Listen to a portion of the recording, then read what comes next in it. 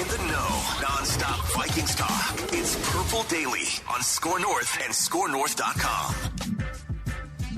Purple Daily on draft. Back after a little Memorial Day holiday Monday. We're back here on a Tuesday to talk some rookie wide receivers, talk some other college quarterbacks as well, and maybe even introduce maybe a new segment and new idea that we can kind of throw into the show that we were just talking about off mic there before we hit the record button. But what's going on? Purple Daily on draft. Thor Nystrom, Tyler Forness, Declan Goff here to break down our weekly episode here of a NFL draft-centric show where we like to talk about the Vikings rookies, incoming classes, mock drafts, plenty of different stuff to get into. We've turned the idea of mock draft season into a 52-week year show. We're excited to be here, so if this is the first time you're discovering us, hit that subscribe button for daily Minnesota Vikings entertainment, whether on Apple, Spotify, the Score North app, central hub for everything we do.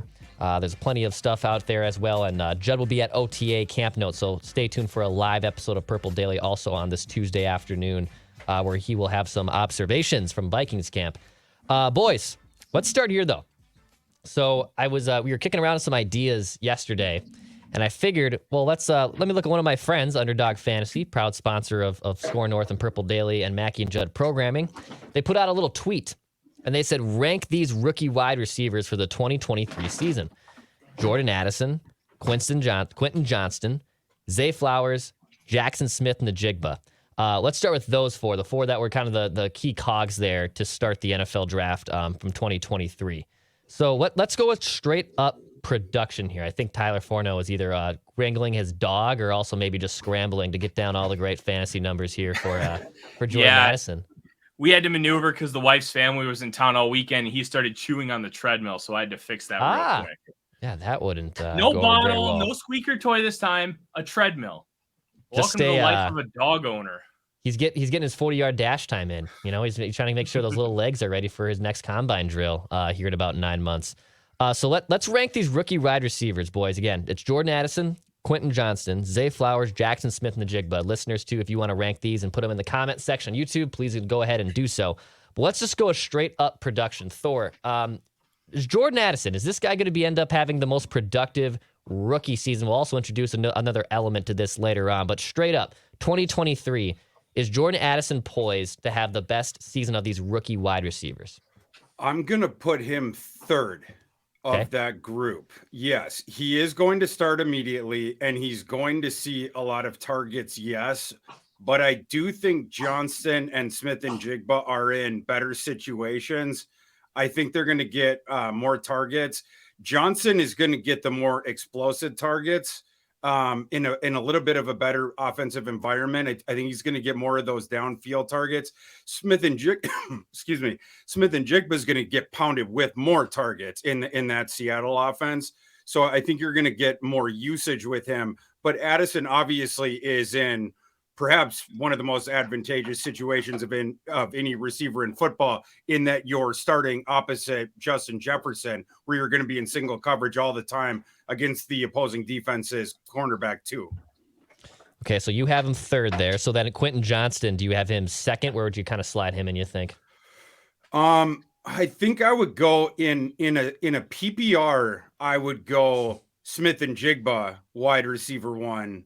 But I think if it was standard scoring, I think I would go QJ, one of those two. Okay, I like that one too. So Jordan Addison has a potential here to make an impact right away with JJ getting single coverage. A lot of different options, obviously, in that Kevin O'Connell offense in general, so that'll certainly help. Forno, how about you, dude? So between Addison, Johnston, Zay Flowers, Jackson Smith-Njigba, where does Jordan Addison fall in terms of having the most productive season of that rookie wide receiver class in 2023? I think it's somewhere between 1 and 3. I'm going to peg him at 2. And the reason being, you really just don't know what KJ Osborne's going to do as far as hindering his production. We know that there's going to be a shift to 12 personnel. And if Osborne keeps playing well, that may end up keeping Jordan Addison as wide receiver 3 for the majority of the season, if not the entire season. And that's not necessarily a slight to Addison and his talent, his potential. But if he doesn't just have this massive breakout early, you could see a lot of KJ Osborne because he's played really well. And I don't know if he'll necessarily supplant him, Plus, I love the idea of Quentin Johnston in that Kellen Moore offense in Los Angeles. Not to mention, Keenan Allen and Mike Williams are going to miss a combined like 30 football games like they always do. And that's going to give Johnston a lot more opportunities. And even so, if they're both healthy, they're going to utilize him as like a slot, an X, and a Z. They're going to move him all over the field because Keenan Allen's probably going to be best in the slot moving forward, just with his athletic limitations. He was never this burner to begin with, but now that he's on the wrong side of 30, you're probably going to want to start moving him inside on a regular basis. You kind of combine all of those things, and I like Addison. I like his potential a lot, but on a one-season sample, considering what the Vikings are projected to do and having Osborne still on the team, it's hard for me to rank him super high, but I do think he has a really high ceiling after 2023. So we also talked about some fantasy football stuff off mic, and in terms of 2023 production versus maybe dynasty production, maybe you want to snatch this guy in a dynasty league or in a keeper league if you have those as well.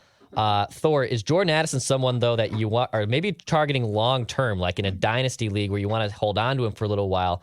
Like, I look at Jordan Addison, and even though I think he's going to be a pretty productive receiver, if I was making a fantasy football starting lineup for week 1 of this year, I don't think I put Jordan Addison in my starting lineup just because I don't know how the cookie's going to crumble so far with the Vikings pecking order of their receiving target. So I want to be sure of myself, maybe even let him ride the bench and figure it out before I would insert him. But long term, where do you kind of have Jordan Addison as a dynasty player? Yeah, I think in this rookie class, I think the pecking order would be the same. In terms of rookie wide receiver 3. Obviously, in a hierarchy with all the wide receivers, he going to move up. When you're talking about like the overall, he would be a wide receiver that you would want to prioritize. But I think just with the wide receiver class, he would stay in that same spot.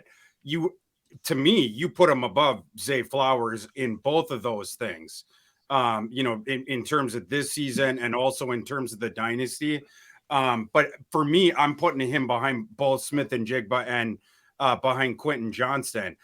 I do like the situation for Addison, and I do like his talent more or less, but Jefferson is going to be getting most of that volume. But it is an advantageous situation for Addison, like we've been mentioning and everything like that. It's just for the other two guys, like we talked about before, I think the explosive stuff and everything like that is going to be for Quentin Johnston. And I think Jackson Smith and Jigba is going to get more volume. Forno, how about you? Would you put Jordan Addison in a dynasty league or kind of stash him away for long-term gain too? I think how you kind of play this wide receiver class is going to really determine on what your roster looks like. Like if you have a couple stud wide receivers, I think taking like the Hail Mary shot on a guy like Johnston is the really smart play. Just like I kind of have these guys grouped in a similar cluster. Like taking the long shot, like Hail Mary with 3 guys who are kind of in the same ilk, I think is a smarter play, especially when you have really good depth at the position. But if you need a guy to come in and game out and get you really solid production, I think that's going to be Addison more likely than Smith and Jigba, Flowers, or Johnson. I also think Zay Flowers with Todd Monken coming in on offense it's a little bit undervalued right now as a general whole, just because of how much Monken loves to throw the football. And like when you look back at his time in Tampa Bay, I think it was 2015 or 2016, they had the 5th most passing yards of any team in the history of professional football. This guy loves to throw the football. He's going to utilize a lot of air raid concepts. A guy like Flowers with his ability to get open both down the field and short areas, I think that's a really sneaky long-term play with Lamar Jackson. Now, go ahead. Dex, if you don't mind me jumping in, I haven't released my rookie dynasty fantasy football rankings to the world yet. Okay. I would like to run them by you and Forno right now, maybe like Absolutely. 1 through 10, 1 through 15. And maybe the audience too. We'll have to keep it a secret from my fantasy pros bosses, maybe. But if the audience can keep a secret as well, I just want to get your guys' takes on these things, and we'll see what you guys think. So this would be sort of standard scoring in a dynasty format. I got Quentin Johnston number 1. I got Jackson Smith and Jigba 2. I got Jordan Addison 3. I got Zay Flowers 4. I have Rashee Rice 5. And Forno and I are co-owners in Forno. What do you call that? Industry league or expert league? Whatever you call that. It's a bunch of guys in the industry. Yeah, and Forno and I are co-owners, and we were able to get Rashee Rice in the second round of the rookie draft, and we were, we were like, virtual high-fiving, across whatever when we were able to get him. Marvin Mims 6. Nathaniel Tank Dell 7, and Forno, didn't we get him too even later on? Yeah, we were very excited about that. Josh Downs 8. I think Josh Downs is undervalued because he's going to start like right away, and he's going to start for a long time. A slot guy, but super efficient, right? Like he's going to catch just a ton of balls. Cedric Tillman 9. Jonathan Mingo 10. I'm not a fan of Jonathan Mingo. I think he's super overrated. 11, Michael Wilson. I think Michael Wilson might have a better career than Jonathan Mingo. 12, Jaden Reed. I'm not a fan of Jaden Reed either, as you can tell. 13, Puka Nacua. I think Puka Nacua might have a better career than Jaden Reed. 14, A.T. Perry. 15, Charlie Jones. And heck, I'll just finish out the top 20. Might as well. 16, Jalen Hyatt. Not a fan of Jalen Hyatt either. 17, Dontavian Wicks. I like Dontavian Wicks. Dontavian Wicks might have the best career of the Packer rookie wide receiver class. Like that kid can run routes and shake you out of the routes. 18, Keyshawn Butte from the Patriots, who pure dart throw. Like, I mean, can he turn back the clock to the freshman Butte, or is he the zombie Butte from last year? And then the guy that showed up in the pre-draft process, I have no idea. 19, Tyler Scott, the kid who moves really well, but, questionable ball skills. We'll have to see if they can turn him into anything else. And then 20, Andre Yoshivas, the kid from Princeton, who is an awesome track athlete, and they got to teach him the rest. Total ball of clay. So those are my rookie dynasty rankings. Your guys' thoughts? I like them. So I'm comparing right now offensive rookie of the year odds. Now this isn't this is all encompassing. So there's Bijan's in here, running backs, quarterbacks are in here as well. But just taking a look at least at the wide receivers. So the best odds you can find on Jackson Smith-Njigba appear to be on DraftKings for offensive rookie of the year at plus 800. So he has the best odds in terms of wide receivers to win the offensive rookie of the year award. Jordan Addison's best odds you can find are plus 1,500 from PointsBet, but typically he's anywhere between 6, 7, 8 on FanDuel, BetMGM, Caesars, etc. So basically, Jackson Smith-Njigba, they're viewing him as, yes, kind of to Thor's point, the best rookie wide receiver in the class. The guy's probably going to have the best odds to get there. After Jordan Addison, Quentin Johnson, Zay Flowers, there's a drop-off between Zay Flowers and Addison. But Johnston and Addison are pretty much in very similar boats. I'd say you could probably rank Addison as the second best wide receiver in terms of rookie of the year odds. But then you translate that also to fantasy too. Probably would make sense that those guys are in the most are ranked appropriately. Thor, how about Forno? When you look at this list, and I know I was able to write some of these guys down. Is there anyone that stands out to you in terms of a rookie wide receiver that, if people are looking to draft a rookie wide receiver, who else could it be outside of, the mainstays like Jordan Addison, Jackson Smith-Njigba, Quentin Johnson, etc.? Listen, I'm with Thor. I'm staying the hell away from Jaden Reed. I didn't see it on film. I just thought he was an average guy. I didn't think he was overly explosive. I didn't think he had exceptional route running. I thought his ball skills were fine. He screamed Jag to me. Just another guy. One guy two guys I want to highlight. They're both probably full-time slots, but I'm just really intrigued by one, landing spot, and two, their talent. One, Tank Dell. That not only did the Texans take CJ Stroud number 2 overall, the second Stroud got in the building or started talking to the front office, he begged for Tank. He wanted Tank Dell. Yep. And one of the benefits about Houston selecting Tank Dell, moving costs are pretty cheap. Yeah. They may not even have to pay a dime, which is an unintended positive consequence of making that selection. But even though he's 5'8", 163, when you watched him in Mobile, it didn't matter. Guys were getting their hands on him. He was elusive. He was able to beat them with quickness. He was able to have enough core strength to be able to fight through some of that physicality. And he was torching guys. Now, those drills are meant to let a guy like Tank thrive, but you still have to do it. And he was thriving on an exceptional level. And Josh Downs is a similar but not similar player. He's 5'9", 171, but he's surprisingly physical. And he has great ball skills. He had a 71% contested catch rate last year, number one among all draft prospects. I think he might have been number one in the nation too. And what he's able to do, being able to like run those kind of return routes, stuff like Diggs and Jefferson thrive on, where they get guys flowing one way and then break out the other. He had a really nice couple reps against Notre Dame doing that. Like I love that he has a guy like Michael Pittman Jr. on the outside. They have Alec Pierce as well. They're going to be able to utilize him as like that chess piece where you can maneuver him all over the field and let him just get open. Let him beat advantageous matchups. And Richardson is going to figure out how to throw like a lot of those short routes with more consistency. He's already flashed it, but consistency is his only real issue, in my opinion. And I love those two guys. I'm also with Thor on Dontavian Wicks. I do think, Thor, even though I hated on him in the pre-draft process, based on landing spot, I think you're a little too low on Jalen Hyatt. Not super low, but I think with what that receiver room is and how Brian Daboll can maximize talent, I think Hyatt should be just a little bit higher because I think they'll utilize him in the right ways to get him looks and production. So I'm also taking a look here on Vikings just playmakers here if you're a fantasy football person. So let's also take a look maybe at the options in fantasy football for the Vikings in terms of skill position guys. So wide receivers, tight ends, running back, etc. So obviously Justin Jefferson is going to be the most valuable fantasy football player for the Vikings. That's no debate. But after this gets interesting here. Is TJ Hawkinson the second most valuable fantasy football option in terms of like just overall points in this Vikings offense? Is it Madison?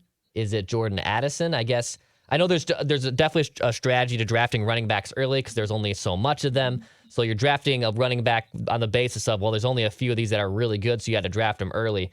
But in terms of the fantasy football also outlook here, is TJ Hawkinson the next best option to draft if you were a Vikings fan or if you're looking to draft Vikings player personnel in general?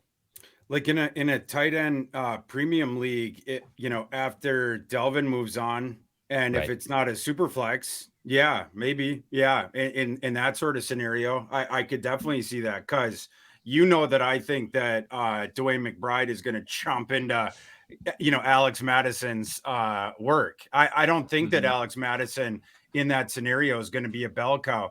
I know that the conspiracy theorists out there, the Vikings are putting out some of those images on their marketing with Alex Madison on the things or whatever. Yeah. And so they were like, oh, he's going to be I don't think that.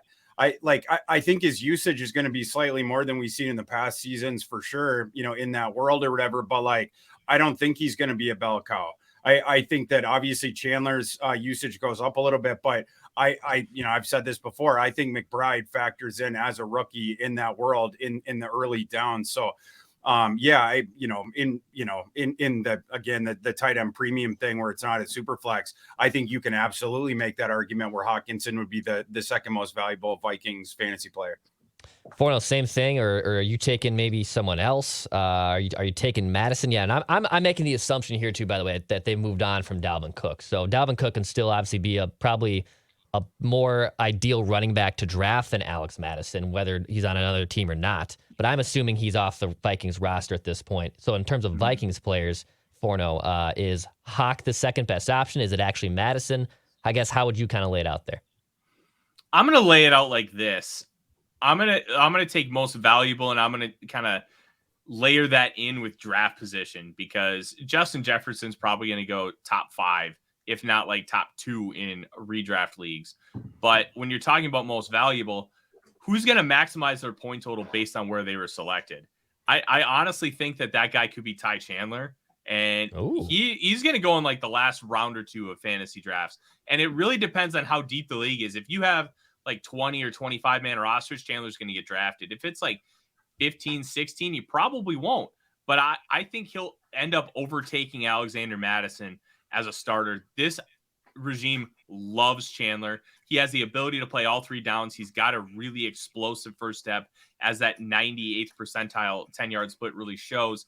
And he can catch the ball and pass block. Like he can do a little bit of everything, and that versatility that he provides is something that's invaluable to fantasy football, not to mention valuable to the actual game as well. I see what Thor's point with Dwayne McBride.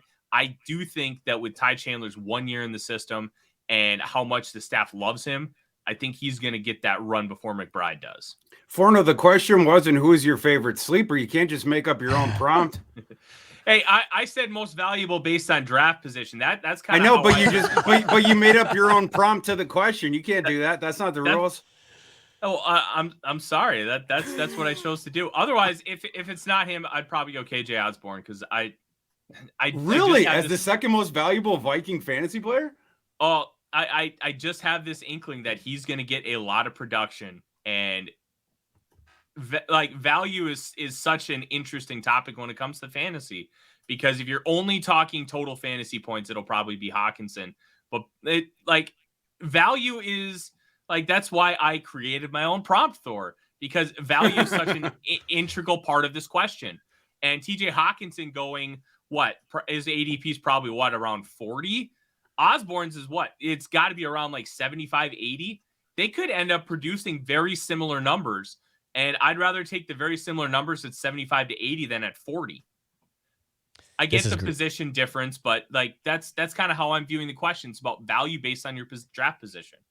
This is like an around the horn when Tony Real would give a negative on Forno doing the prompt, but then he rewards more points for then pointing out that. So you're going up and down basically the point prompt there. If this was an around the horn edition. So does that make you Stat Boy? You might need that. Yeah. Declan Stat Boy Goff. I love it. I'm dead serious, actually, and I was talking to Phil about this. The guy that I try to emulate the most is try to be Tony Reale. Tony Reale has 30 years of, and he has definitely great takes, and he has some amazing insight. It's not on sports, but on life too. But his job is setting up other people for takes. That is what, and he grades their takes. That is the best job there is, man. That's exactly what I want to do. Me and a buddy used to go back after high school. We went to BHS Brainerd, and after high school, we would go home and we would bet on the 4 contestants. We would do a snake draft on the around the horn. We would bet $20, and then whoever had the winner would win $20. God, that is so you. Yeah. Oh, it was a great time. Pre his scandals, I was a big Jerry Mariotti fan on Around the Horn, and then he kind of dug his own grave, I feel like, there about 12 years ago with him. And Woody Page, I swear to God rest his soul, is probably going to die on that show. Woody Page was the 4th pick every single time because he would rarely win. Yeah. That's hilarious because he has the most wins of anybody ever on that show. Wait, really? Yeah, he's the only one over 1,000. Because he has the most games played.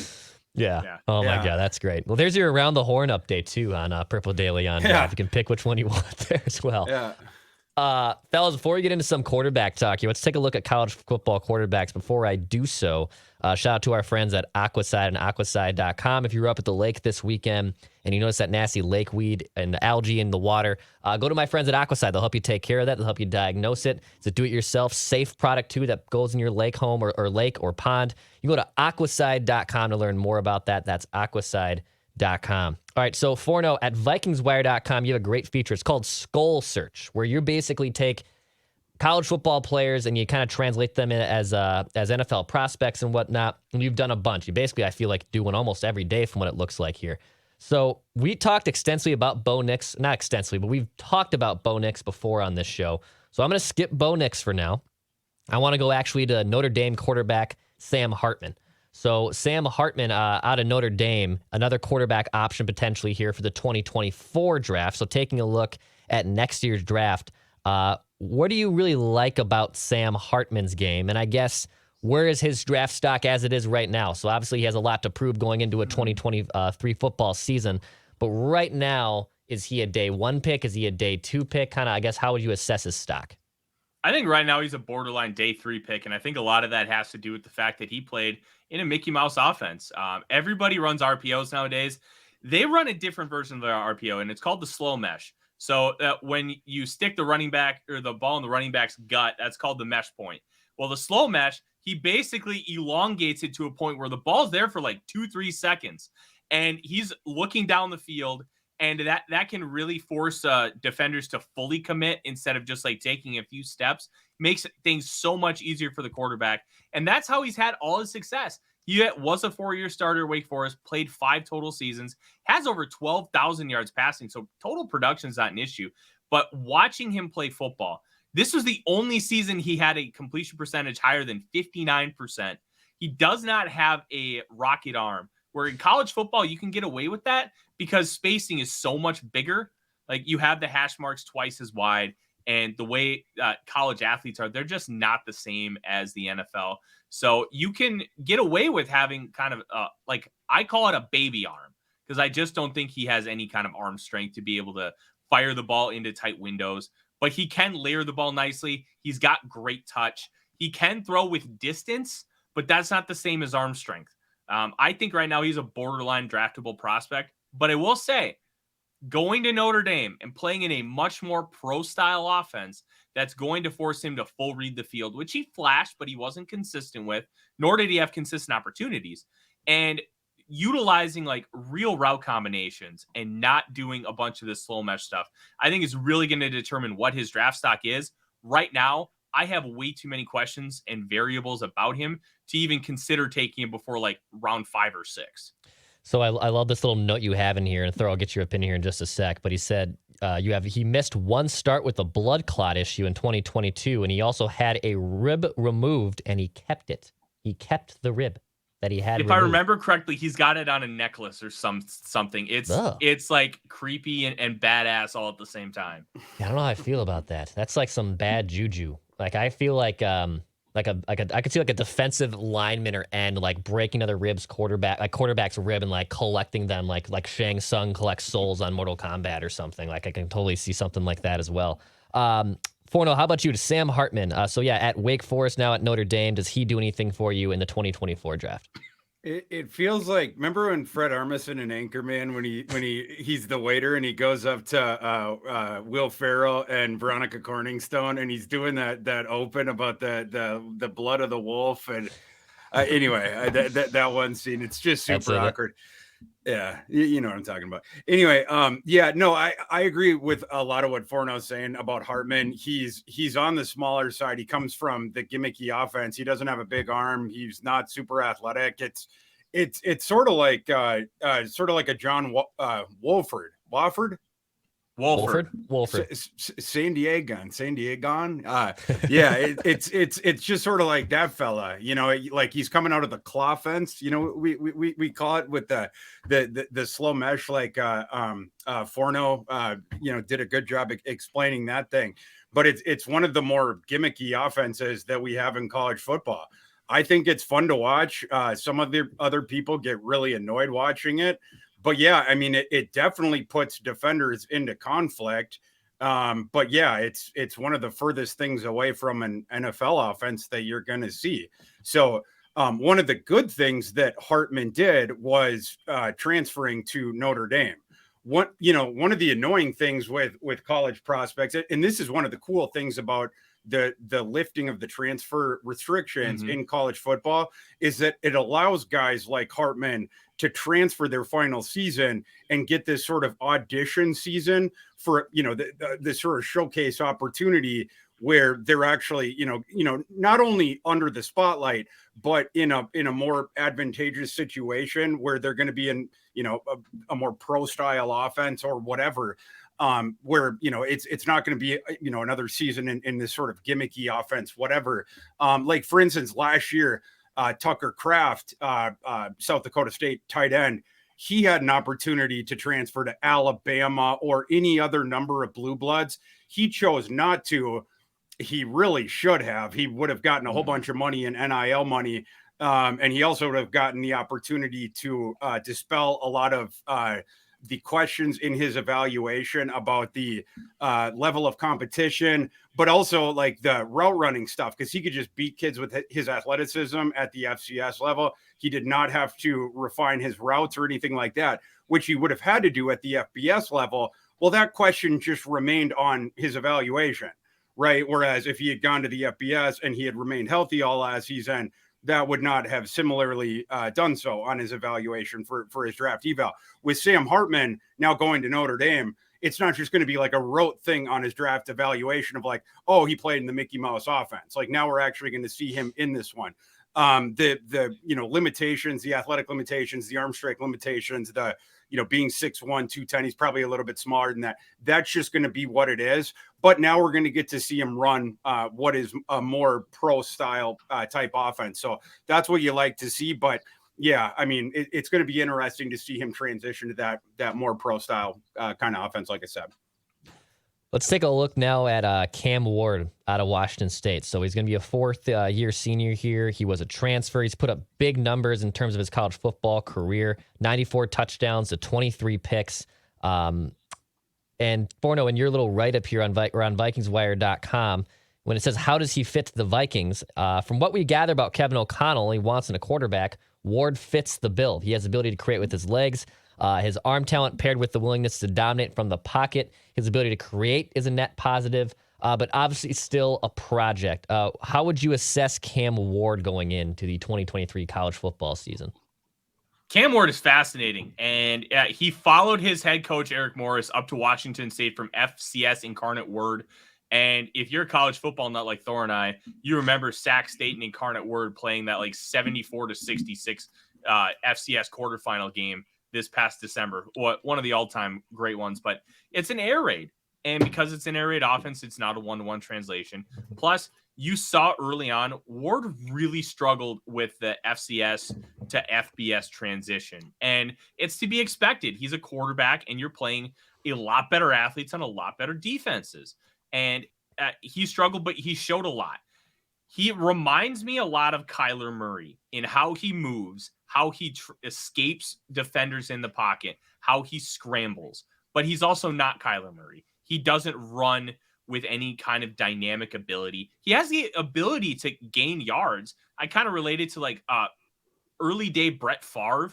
Like Favre, if he saw like a hole, he'd take it and gash you for 10, 15 yards. That's kind of what Ward does.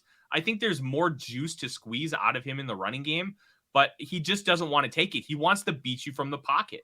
And he has the ability to, like, one thing I saw, he leads his players on screens a lot. And I thought that was really impressive, where there's one play that I clipped out from the Wisconsin game where a guy's running a tunnel screen. He's just kind of shooting down. Ward doesn't throw the ball straight at him. He throws it, so he's kind of got to angle it and hit the hole. And those little nuances I really liked. He can throw the ball with gusto down the field, but he needs to see what he's looking at, and he needs to not make as many boneheaded decisions. There were just too many of them last year, but another year in the FBS, I think, will help clear up some of that. I'd put him as a fringe top 100 kind of projection at this exact point, but I really don't know because I want to see more. The traits are there. The ability is there. I need to see consistency and growth year over year in the FBS. And if he does, there is a non-zero chance he could be a first-round pick. Thor, how do you kind of view Cam Ward going into this season? I'm definitely lower on him than Forno. I think he has a lot to work on. If there's a lot of improvements in his game, then maybe I'm happy he went back to school. There was some whispers that he was going to come out. I think that would have been a mistake, but he does have, the thing I'll say for him is he does have that experience working in the wide open system. He's taken a ton of snaps. I mean, at this point, 1,590 career dropbacks in that air raid system. And he's worked for some really good coaches. And now last year, 591 dropbacks in the Power 5. And of course, next year it's going to be, 600 plus snaps in the air, ostensibly in the air raid in the Power 5. So, more and more experience with that. I want to see the leap up. Last year, according to PFF, I don't look at the TD to INT ratio as much anymore as the big time throws to turnover worthy plays, because I think it projects better year over year. Last year, Cam Ward, 10 big time throws, according to PFF, 21 turnover worthy plays. Not a good ratio. You want that thing 2-to-1 the other way or better. as opposed to that way. And his ADOT was really low. You look at the FBS guys that were, I think I had the thing at 50 of guys that are their draft year is not not the guys that have moved on, but anyone else. He was 174th in ADOT of guys that are returning to college football in the FBS with a 7.0 ADOT. So, like, I mean, Forno mentioned the screen thing. It was a lot of just manufactured touch stuff. And yet, he's still putting the ball in harm's way. So he needs to improve the decisions he's making is the whole point. And hopefully he can do that and then sort of flower out, and they can start taking more chances. But they're not going to be able to take the chances if they don't trust the decisions he's making. He does have that time in the pocket. It's like that Malcolm Gladwell thing of like the 10,000 hours or whatever. He's starting to get that, but is it going to click in for him of like the light turns on and now it's like full go and now we can start doing all that fun air raid stuff? Because if it is, like, I see the stuff that Forno's talking about. He moves around well. He has it's a frame that Sam Hartman certainly doesn't have. He's 6'2", he's solidly built, 220 pounds. He has more of that kind of frame that the NFL is looking for. And he has a better arm than Sam Hartman does. So, like, that's why people start to dream on him a little bit more than, for instance, a guy like Sam Hartman. And he's played in an offense. It's funny. We used to, like, with the air raid, it used to be like, oh, remember like 15, 20 years ago when with the air raid, when it's like, oh, that's a gimmicky offense. But now it's like, oh, he's coming out of the air raid. Like, that's more like an NFL kind of offense. But like this kid's been playing in an offense where you have to look across the field and make the reads like that. So I hope that it clicks in for him this year. We'll have to see, but there's a lot of growth that's needed with that. Okay, I like it. One more quarterback here that we should take a look at. Michael Pratt at Tulane. So Pratt, who I believe started as a true freshman his rookie season, has now played at Tulane for a little bit. Led them to a Cotton Bowl win and an ACC championship last year, but plays in a very, I would say, tricked up offense. Is that the right word? I would just say more of a very specific offense that is good for Tulane and good for his game. Forno, Michael Pratt, does this guy do anything for you? Kind of an interesting story that was homeschooled and didn't start playing football till he was in 9th grade either. What does Michael Pratt do for you as terms of an NFL draft prospect? I think when you look at him, he looks like an NFL draft prospect. 6'3", 220. He's got a big arm. He makes a lot of big boy throws. And I think the best examples of him as a prospect were probably the last two games where he beat UCF to win the AAC conference and then beat USC in the Cotton Bowl. And that final drive has stood out to me for the last few months of how he just continuously made big boy throws with pressure in his face. He got speared a couple times. Like, this dude has a lot of gusto and he's got the ability to be a dual threat. I think he needs another year, and I'm glad I think he had to come back to school anyways, because I think he's going to be a third-year junior. Thor can correct me if I'm wrong on that. But I like his ability to stand in the pocket, deliver some big boy throws. He's also got a really nice ability to kind of place the ball. And but experience is going to be a big thing for him too. I know the piece you're referencing, Declan, was written by Kevin Fielder, one of my writers. He did a great job kind of breaking down Pratt, and I'm excited to really dive in a lot more on him. But he's got ability to potentially be that quarterback 3. Last year, I talked a lot about there's like 10 guys who could be quarterback 3 in this class. And that guy ended up being Anthony Richardson, who came out of relative obscurity, had one start going into the year. Like, Pratt could be the guy who comes out of, like, not for us college guys, we know who Michael Pratt is, but nationally come from relative obscurity to be that quarterback number 3. Thor, how about you? Michael Pratt, does he do anything for you? I know you were big on the Tulane prospects at the Senior Bowl. What about Pratt for you this year in the college football season? Yeah, for me, Pratt would be like the the QB3 derby. He's like the high floor, lower ceiling QB3. Like the Forno's mentioning Anthony Richardson last year at this time. he would have been like the high variance shoot the moon ceiling guy that you would have bet on. A couple years ago, you would have gotten burned on that guy because Forno, you recall, it would have been the same school. It would have been Emory Jones, right? So like, every year, if you're going for sort of the hype guy, sometimes, you can get it. Sometimes you miss. With Pratt, it's more the cost certainty guy, but it's lower variance, right? Like it's not shooting the moon. You more or less know what you're going to get with Michael Pratt.